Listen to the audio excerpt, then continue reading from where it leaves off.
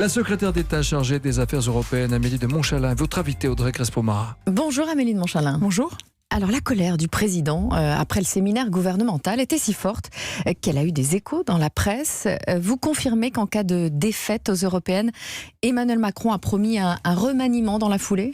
Alors, il faut déjà savoir que ces européennes, le but c'est pas juste de les gagner, c'est pas un enjeu électoraliste français, c'est même pas un enjeu du président, c'est un enjeu pour les Français. On a besoin d'envoyer une équipe de France de gens compétents qui ont envie de travailler en Europe et qui sont surtout là pour que quand le président et le gouvernement proposent quelque chose, qu'ils le négocient au niveau européen, eh bien ça soit suivi au Parlement. Ce qui se passe depuis 20 ans, 30 ans, enfin en tout cas beaucoup trop de temps, c'est qu'on a envoyé au Parlement européen, pas moi, mais les partis politiques, des exilés, des stars de cinéma, des gens qui au fond étaient eurosceptiques et voulaient pas en faire grand-chose. Et du coup, ce que ça fait, c'est que la France n'a plus d'influence, n'a plus de crédibilité. Vous défendez votre liste, c'est bien normal, mais est-ce que vous confirmez qu'en cas de défaite aux européennes, Emmanuel Macron a promis un remaniement ? Non, c'est pas comme ça qu'on s'en est parlé. On s'en est parlé comme pourquoi l'Europe, c'était aujourd'hui essentiel. Depuis 2 ans, le président de la République a été le plus européen de tous les présidents. Il a fait campagne sur l'Europe. À l'époque, tout le monde lui disait que c'était suicidaire. C'est pas du tout suicidaire, c'est essentiel. Si les Français nous disent, par exemple, pendant les manifestations des Gilets jaunes, qu'ils veulent taxer le kérosène, qui veulent qu'on fasse plus pour le climat, qui veulent que sur les droits sociaux, on ait une politique sociale beaucoup plus ambitieuse. La France peut faire des choses, mais ça n'a de sens que si l'Europe fait aussi des choses, parce que sinon, on se met dans une position de concurrence qui ne fonctionne pas. Ce soir, Édouard Philippe participe avec 3 autres ministres au meeting de Nathalie Loiseau à Caen.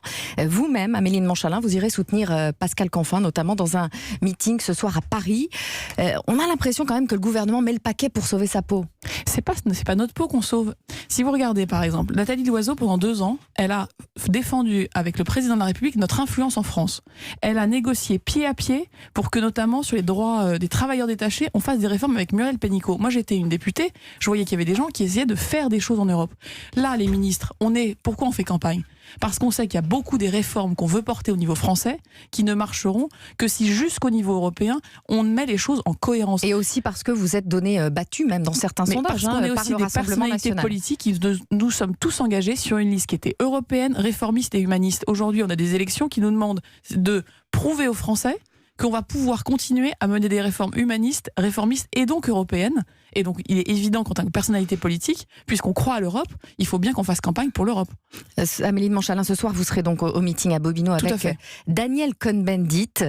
Il est censé apporter à la campagne de La République En Marche le charisme qui fait défaut à Nathalie Loiseau ? Non mais attendez, Nathalie Loiseau, pendant 2 ans, elle s'est battue en Europe pour justement qu'on retrouve de l'influence. Non, je vous parle de manque de charisme pour emporter les électeurs. Il faut du charisme. Quand je vois Jérémy De Serre à Reims, qui est un éleveur et qui parle aux agriculteurs, quand je vois par exemple Fabienne Keller, qui est une élue respectée dans le Grand Est parce qu'elle a été maire de Strasbourg, quand je vois les uns et les autres sur cette liste qui ont à la fois un métier, des réseaux, une connaissance de la vie quotidienne et qui sont en train de faire campagne, je peux vous dire qu'il y a eu 400 réunions publiques faites par la liste Renaissance en France depuis son lancement, depuis à peu près 1 mois. J'ai pas l'impression que les gens sortent de là déprimés. Ils sortent de là. De Nathalie Loiseau. Mais Nathalie Loiseau, elle fait totalement son travail. Elle a été celle qui, pendant 2 ans, a accompagné le président pour qu'on ait des victoires. Des victoires sur le droit d'auteur, des victoires sur le travail détaché, des victoires sur les frontières.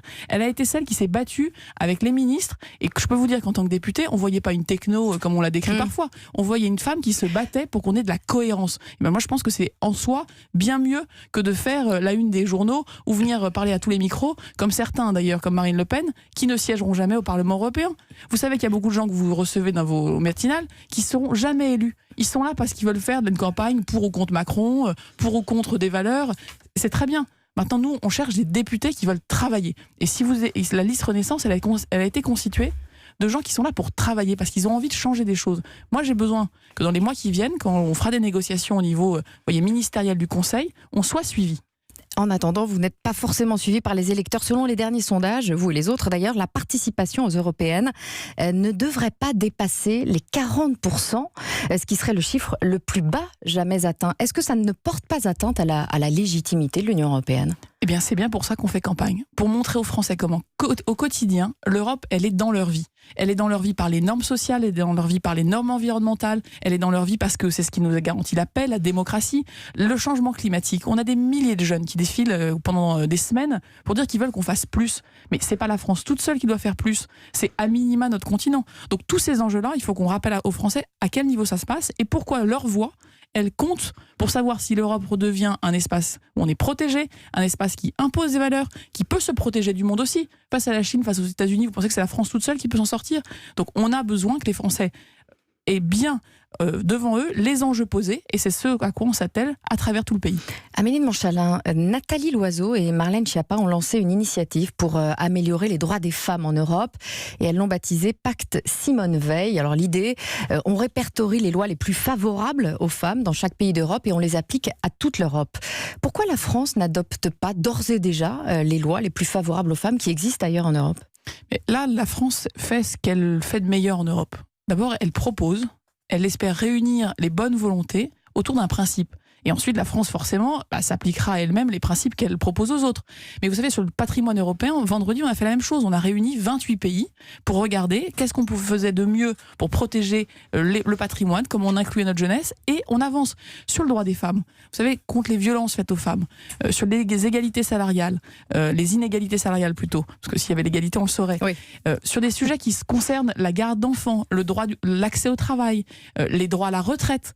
On a des choses à apprendre les uns des autres, et poser ce pacte en disant que tous ceux qui veulent justement s'impliquer dans le fait que l'égalité, c'est pas un concept, ça doit devenir une réalité. Moi, je trouve ça formidable parce que la France fait là ce qu'elle a toujours fait de meilleur, proposer et unir. Amélie de Montchalin, dans leur pacte, donc Simone Veil, Nathalie Loiseau et Marlène Schiappa appellent à se mobiliser, notamment pour nos sœurs polonaises qui militent pour l'accès à l'IVG. N'est-il pas tout aussi urgent de se mobiliser aujourd'hui pour la jeune femme qu'un chauffeur de bus en France refuse de laisser monter parce qu'il estime que sa jupe est trop courte? Moi, vous savez, je serai toujours une militante du droit à la liberté des femmes. Ce qui s'est passé en France, ce qui se passe en Pologne, ce qui se passe à travers le monde, dans des pays... Il n'y a pas de hiérarchie, vous savez, les femmes, elles ont le droit d'avoir des droits partout.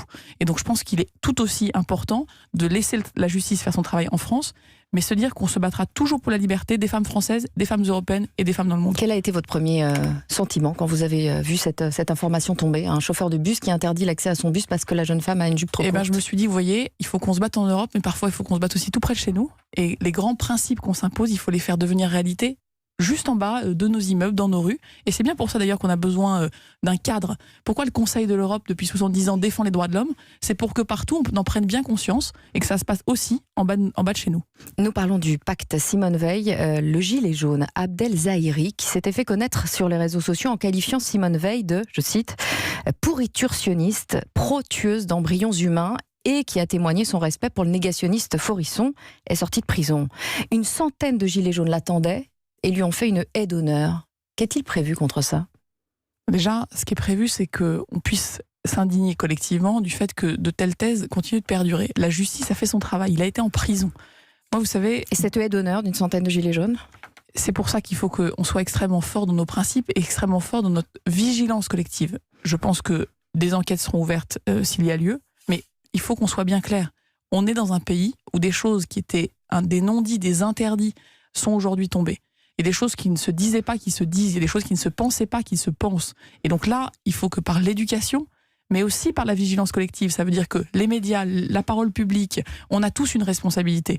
Notre pays doit rester un pays où on doit pouvoir vivre ensemble, être ce que l'on est, le principe de laïcité doit s'appliquer, la liberté des femmes dans la rue doit pouvoir perdurer. Et donc je pense qu'il faut qu'on soit extrêmement vigilant.